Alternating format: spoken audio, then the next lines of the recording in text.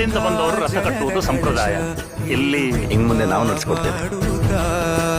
ಸರ್ವೇ ಜನಹಿತಂ ಪ್ರಾಣಂ ಸ್ಥಾಪಿತ ಉಂಟಾಗಿಸುತ್ತಲೇ ಪರಶಿವ ಶಕ್ತಿಯ ಮಂತ್ರ ಘೋಷಧಿ ಮೆರೆದು ಭಕ್ತಿಯ